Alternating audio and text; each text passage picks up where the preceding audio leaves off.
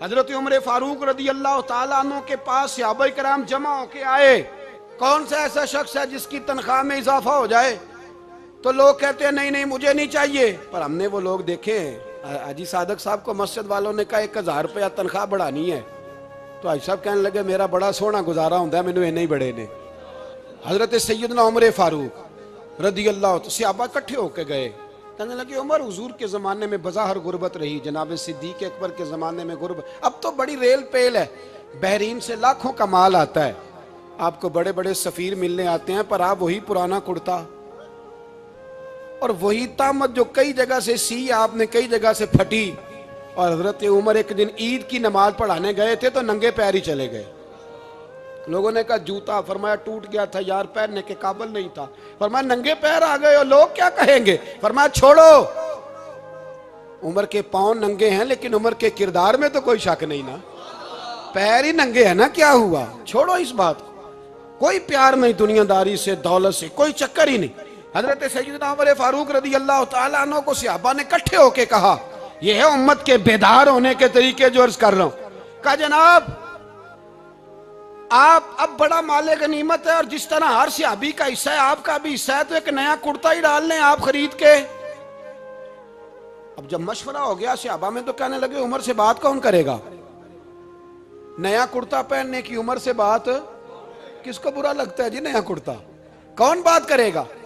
حضرت سیدنا علی المرتضیٰ کا انتخاب ہوا. کہنے لگے مولا علی کی بڑی عزت کرتے ہیں, ان سے بڑا پیار کرتے ہیں, ان سے بات کرتے ہیں. تو حضرت علی کو بلایا گیا, عرض کی حضور مہربانی فرمائیں. حضرت عمر سے کہے نئے کرتے کے لیے, آپ فرمانے لگے عمر میری بڑی قدر کرتا ہے, بڑی بات سنتا ہے, پر یہ والا کام نہیں میں عمر سے کہہ سکتا, یہ کسی اور سے کہو. تو کہنے لگے آپ رہنمائی کر دیں, کس کو کہیں؟ تو جناب علی المرتضیٰ فرمانے لگے اگر حضرت عائشہ صدیقہ سے کہو گے تو عمر فوراً مان جائے گا, وہ مومنوں کی ماں ہیں. صحابہ حضرت عائشہ کے پاس, اماں جی عمر کو بلائیں, ان کو کہیں بڑے بڑے سفیر آئے ہوتے ہیں, وہی پرانے کپڑے پہن کے بیٹھ جاتے ہیں. اللہ اکبر. حضرت عائشہ نے پیغام بھیجا, فرمایا عمر کو بلاؤ. عمر فاروق دوڑے ہوئے آئے, پردے کے پیچھے حضرت عائشہ کے پاس گھٹنوں کے بل, اماں جی دیر تو نہیں کر آیا میں آنے میں؟ حکم ہو, حضور کے گھر سے پیغام آیا, بڑے بڑے سفیروں کو چھوڑ کے بھاگے. حضرت عائشہ صدیقہ کہنے لگی عمر دیکھو جائز پیسے ہوں تو اسلام اچھے لباس سے منع نہیں کرتا, اب بڑا بڑا مال آیا ہے, اب تیرا بھی حصہ ہے, تو صحابہ کرام کی خواہش ہے کہ نیا کرتا پہن لو, بڑے بڑے سفیر آتے ہیں, حرج بھی کوئی نہیں, جائز بھی ہے, کوئی منع نہیں. حضرت عمر نے گردن جھکا, جی اماں جی, جی اماں جی, جی اماں جی. حضرت عائشہ کہتی ہیں بات ختم ہوئی, عمر نے گردن اٹھائی تو عمر کی داڑھی آنسوؤں سے بھری ہوئی. کہتی ہے مجھے کہنے لگے اماں جی میں تو صرف مسجد میں دیکھا کرتا تھا, آپ تو مصطفیٰ کو دن رات دیکھتی تھیں, جس طرح کے کرتے آمنہ کے لال نے پہنے ہیں مجھے بھی پہنا دو, میں تیار ہوں, میں پہن لوں گا, میں تیار ہوں, پر جس طرح کے میرے نبی نے پہنے. حضرت عائشہ کہتی ہے میں پھوٹ کے روئی, میرا پلو آنسوؤں سے بھر گیا. فرماتی ہیں میں عمر کی بات سنتی گئی تو میرا پلو آنسوؤں سے, میں نے کہا عمر تو جا, تو ٹھیک ہے. فرماتی ہے عمر فاروق سلام کر کے اٹھے, امیر المومنین چلے گئے. اس کونے میں صحابہ چھپے ہوئے تھے, وہ آئے, کہا اماں جی کیا بات ہوئی؟ تو میں پھر رو پڑی. میں نے کہا کیا بتاؤں, تمہیں پرانے کرتے نظر آتے ہیں, اسے محمد عربی کے جلوے نظر آتے ہیں, اسے رسول اللہ کا رنگ نظر آتا ہے, اسے وہ غلامی نظر آتی ہے. عمر کو دنیا سے پیار, اور دنیا سے پیار نہیں تھا, دعا پتہ کیا تھی؟ یوں جھولی اٹھا کے اللہ مرزقنا شہادتن فی سبیلک وجعل موت فی بلد حبیبک. اللہ عمر کو بسترے والی موت نہ دینا, موت شہادت کی دینا, پر میں میدان میں جا کے نہیں مرنا چاہتا, مجھے رسول اللہ کے شہر میں موت چاہیے, باہر جا کے نہیں, یہی میدان لگے مدینے میں, یہی موت آئے, اسباب بنا, میں مدینہ بھی نہیں چھوڑنا چاہتا. او بھائی ان لوگوں کو نہیں پیار تھا. جناب صدیق اکبر کا وصال ہوا تو زہر کے اثر سے, وہ جو آپ کو زہر لگا تھا بعض مفسرین نے لکھا ہے کبھی کبھی وہ جو سانپ نے ڈسا تھا تو کبھی کبھی اس کا اثر آتا تھا، بس اللہ نے شہادت دینی تھی کبھی کبھی، ورنہ تو بڑی شفائیں تھیں۔ حضرت عمر شہید، حضرت عثمان، جناب علی، امام حسن، امام حسین، علی اکبر، علی اصغر، حضرت عباس، حضرت سعد بن معاذ، حضرت امیر حمزہ، مصعب بن عمیر۔ میرے محبوب نے تو لسٹ بنائی شہیدوں کی، لسٹ بنائی شہیدوں کی۔ شہادت سے پیار کیا رسول اللہ صلی اللہ علیہ وسلم کے غلاموں نے، پیار کیا شہادت سے، اسی لیے تو کافر اٹھ نہیں سکا کہ شہادت سے حضرت سعد بن معاذ رضی اللہ تعالیٰ عنہ کو زخم لگ گیا، جنگ سے زندہ آ گئے لیکن زخم ہے، رو کے کہنے لگے محبوبہ سارے شہید ہو گئے، میں ایسے ہی رہ گیا۔ حضور نے فرمایا نہیں، رب تجھے بھی شہادت کی موت ہی عطا فرمائے گا۔ اسی زخم میں پردہ ہو گیا۔ میرے بھائی حضرت عمر بن جموح رضی اللہ تعالیٰ عنہ 4 بیٹے لے کے احد کے میدان میں آئے، کہا محبوبہ میرے 4 ہی تھے، میں سارے لے آیا ہوں، سارے ہی قبول ہیں؟ فرمایا ٹھیک ہے۔ پھر خود بھی زرہ پہن لی، ایک ٹانگ سے لنگڑے تھے، ٹانگ چھوٹی تھی۔ حضور نے فرمایا تو نے کیوں لباس پہن لیا ہے؟ کہا حضور میں نے بھی تو جہاد پہ جانا ہے نا۔ تو حضور نے فرمایا تیرے 4 بیٹے جو جا رہے ہیں، تو کہا یا رسول اللہ کیا لنگڑے جنت میں نہیں جا سکتے؟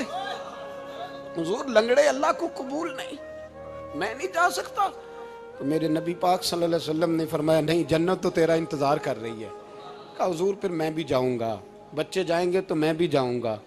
ایک بی بی احد کے دن 3 سال کا بچہ لے کے گھر سے نکلی، بیویوں کو کہتی ہے میرا خامد بھی بدر میں شہید ہوا، بھائی بھی اور باپ بھی، آج حضور نے پھر بلایا ہے، دل کرتا تھا کوئی جوان بیٹا ہوتا تو میں پیش کرتی، پر اب میرے پاس یہ 3 سال کا ہی ہے۔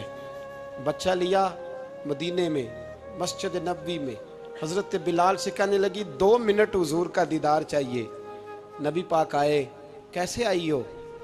کہنے لگی محبوبہ میں شہید کی بیٹی، شہید کی بہن، شہید کی بیوہ ہوں، میرے پاس اب جوان تو کوئی نہیں، یہ 3 سال کا ہی ہے۔ حضور نے مسکرا کے فرمایا یہ کرے گا کیا؟ کرے گا؟ کہنے لگی حضور سنا ہے اسلحہ تھوڑا ہے، ڈھال کی ضرورت ہے، لوہے کی ڈھال ہوتی تھی، جب تلوار آتی تھی تو آگے کی جاتی تھی۔ کہا محبوبہ میرا شہید کی اماں بننے کو بڑا دل کرتا ہے، یہ میرا 3 سال کا لے جاؤ، جب تیر آپ کی طرف آیا تو میرا بیٹا آگے کر دینا، یہ ڈھال کا کام تو دے گا نا۔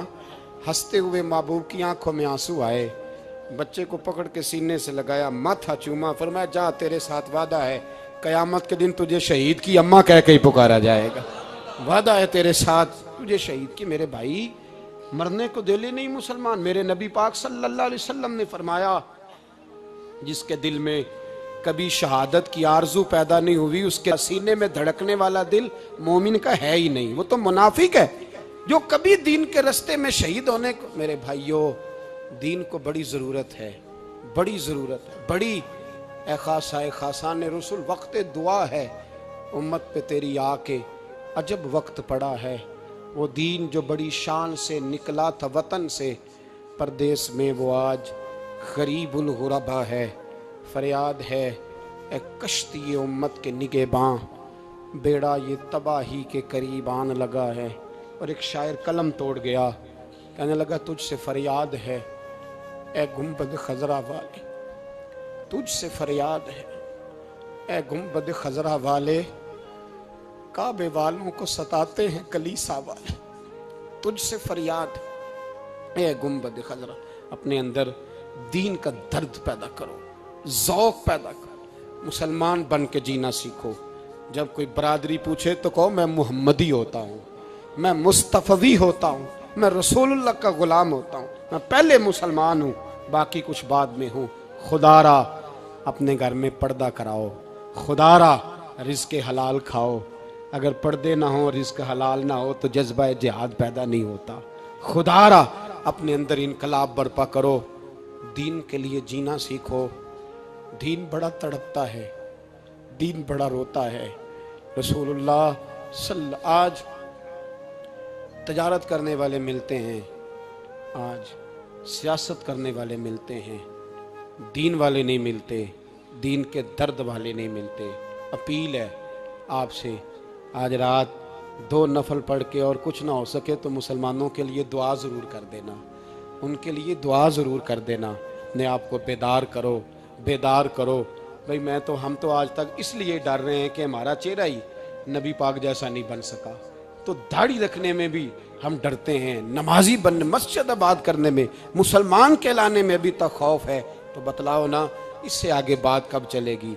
जिहाद की बात तो बड़ी आगे जाके है। बदल जाओ, रसूलुल्लाह का गुलाम बन के जीना सीखो, नबी पाक सल्लल्लाहु अलैहि वसल्लम की गुलामी का पटा अपने गले में डालो। यही इमाम हुसैन की सोच है, यही इमाम अली मकाम का पैगाम है। इसको कभी फरामोश ना करना। इमाम हुसैन हमें बता गए, सारा कुछ लुट जाए पर दीन के अंदर कोई नक्स वाक़या ना होने पाए। कोई शराबी, कोई बेईमान, कोई लुटेरा कभी उसके सपोर्टर ना बनना। हमेशा, वो किसी शायर ने कहा था, हमसे ना रकम होंगे कसीदे यजीद के।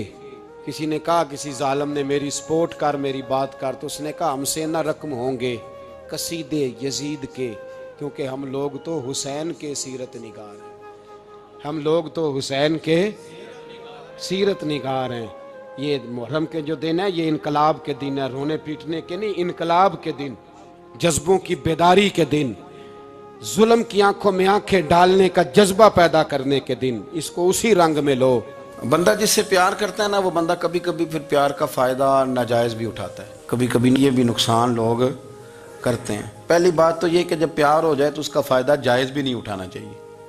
जिसने फ़ायदा उठा लिया तो उसने तो इस्तेमाल किया ना। तो होता है हमारे घरों में कि अगर बच्चा अम्मा के काबू में, तो फिर अम्मा जो दिल करता है कराती है, और जो उसको कह देती है फिर वो कहता है ओहो मेरी अम्मा ने आख्या है, पर वो डंडा उठा लेता है। आओ देखता है ना ताओ देखता है। ये भी इमोशनल करना है, कर लेते हैं लोग। बेटी को भी पता चल जाए ना अब्बा मेरी बात मानता है, तो वो सारे बच्चे कहना सैर करने जाना है, तो अब्बा जी को कौन मनाएगा? तो कहती है तुसी चुप कर जाओ, अब्बा जी को मैं बात करूं। उसे पता है मेरे से प्यार करता है। अब बात को समझ लें, ये एक इमोशनल करने का तरीका होता है, लोग कर लेते हैं। और वो बंदा चूंकि प्यार कर रहा होता है, तो प्यार करने वाला बहरहाल कहीं ना कहीं फिर काबू आ जाता है। वो इस्तेमाल भी हो तो हो जाता है, लेकिन वो बंदा ठीक होता है, क्योंकि वो इस्तेमाल हो भी रहा है तो हो तो प्यार में ही रहा है ना, प्यार में हो रहा है ना। समझ ले मेरी बात को। हजरत साद बिन नबी वकास रदी अल्लाह तआला अन्हु का ना अपनी माँ से बड़ा प्यार था, बड़ा प्यार था अपनी वालदा से। तो हजरत साद बिन नबी वकास कलमा पढ़ गए। अम्मा जी ने भूख हड़ताल कर दी। उसे पता था कि मेरा पुत्र मुझसे प्यार बड़ा करता है, मैंने बिल आखिर मनवा लेना। थोड़ी सी आबादी थी, एक घर के अंदर जो मसला छिड़ता था ना, उसका सारे शहर को पता चल जाता था। अब कोनों में, गलियों में अब बातें भी होने लगी कि वो साद की माँ हड़ताल पे बैठी हुई है, बड़ा मसला है। अब प्रेशर बढ़ने लगा। हज़रत साद बिन नबी वकास फरमाते हैं कि वो जो मेरे करीबी लोग थे ना, सहाबा, वो भी मुझे कहने लगे यार कोई रास्ता निकाल, हर चौक में तेरी बात होती है। कहते हैं मैं घर जाता तो घर वाले, बहन, भाई, बच्चे, बाप सारे कहते यार तेरी माँ मर जाएगी। अब बहुत बड़ा इशू है। हम ये कह देते हैं कि उन्होंने कुर्बानियाँ बड़ी दी, लेकिन आप जरा बात को समझे ना कि अम्मा भूख हड़ताल पे बैठ जाए, एक इंसान कहाँ खड़ा हो जाएगा? बदनामी अलग है, बहस अलग है, सियाना बंदा, मालदार, वजादार, कबीले वाला। हजरत साद बिन नबी वकास की माँ ने 3 दिन तक रोटी नहीं खाई, पानी नहीं पिया, बेहोश हो गई। अब जब बेहोश हुई तो शोर पड़ा, सारा मोहल्ला जमा हो गया।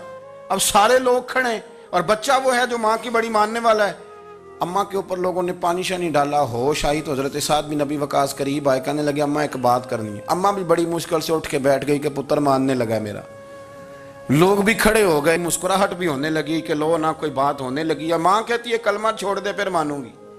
हजरत साद बिन नबी वकास कहने लगे अम्मा सुन मेरी बात, 3 दिन हो गए, मक्के का कोई कोना खुदरा ऐसा नहीं जिसमें मेरी तेरी बातें ना हुई हों, और कबीले का, इलाके का कोई शख्स नहीं, लोगों ने बड़ी बातें की। और लोग जब बातें करने पे आते हैं फिर ऊपर तक जाते हैं। ये भी कहा कि क्या दीन ये सिखाता है कि माँ भूखी मर जाए? ये भी लोगों ने कहा, मैंने हर शय सुनी, बर्दाश्त की। अम्मा अब तू मेरी बात कान खोल के सुन ले। माँ कहने लगी वो क्या?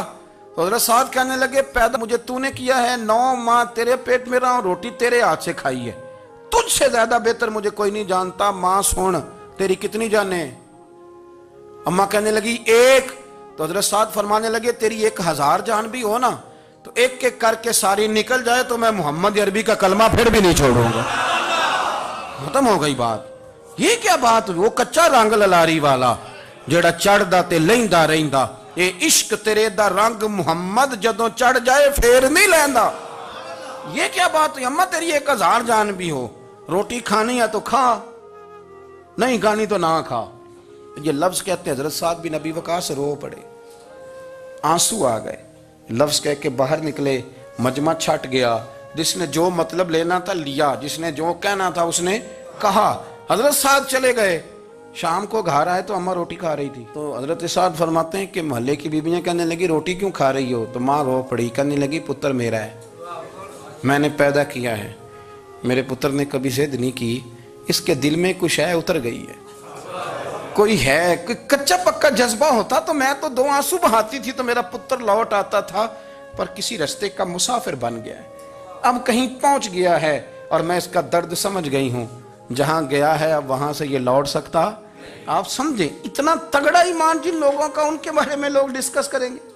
ان کو نا قرآن پاک نے بطور نمونہ بیان کیا ہے، اللہ فرماتے ہیں ایمان اس طرح کا جس طرح میرے نبی کے صحابہ کا۔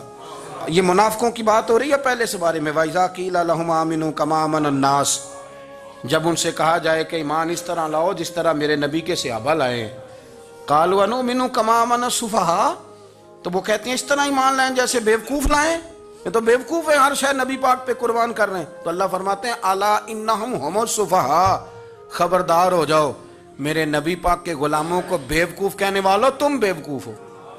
اللہ کہتا ہے تم پاگل ہو، بیوقوف ہو، اللہ انہیں پاگل کہتا ہے، اللہ پاگل کہتا ہے انہیں جو نبی پاک کے صحابہ کو پاگل کہتا ہے، اللہ انہیں پاگل کہتا ہے۔ یہ معیار ایمان ہے، قرآن نے کہا ایمان اس طرح کا جس طرح کا نبی پاک کے۔ وَإِذَا قِيلَ لَهُمْ آمِنُوا كَمَا آمَنَ النَّاسُ، ایمان اس طرح لاؤ جس طرح میرے نبی پاک کے صحابہ ایمان لائے ہیں، اس طرح ایمان لاؤ، اس طرح۔